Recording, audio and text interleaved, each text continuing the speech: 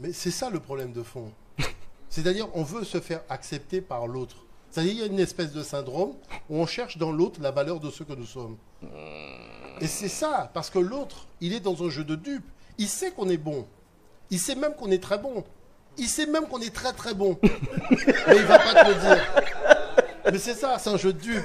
Il ne va pas te le dire parce que quand il va te le dire, c'est son orgueil qui sera blessé.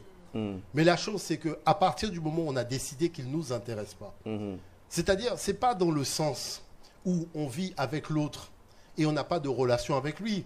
Ce que je sous-entends par là, c'est que les conditions de notre existentialité ne reposent pas sur son bon vouloir.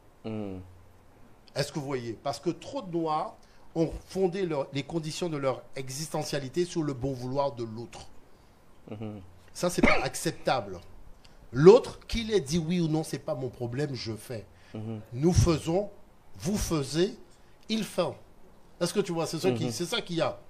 Et c'est ça les enjeux. En fait, les choses ne sont pas compliquées. Mais c'est parce que nous avons hérité de mauvaises habitudes. Et ces mauvaises habitudes, nous avons cru que finalement c'était un mode d'existence.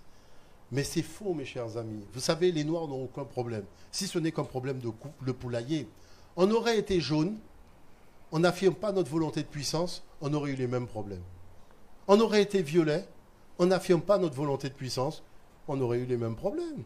C'est pas parce qu'on est noir qu'on a ces problèmes-là. C'est parce que tout simplement, il y a une chose que tout le monde sait, c'est là où la barrière elle est basse, que tous les voleurs passent. Mais quand tu as remonté ta barrière, le voleur ne peut plus passer. Et on a affaire à une bande de voleurs.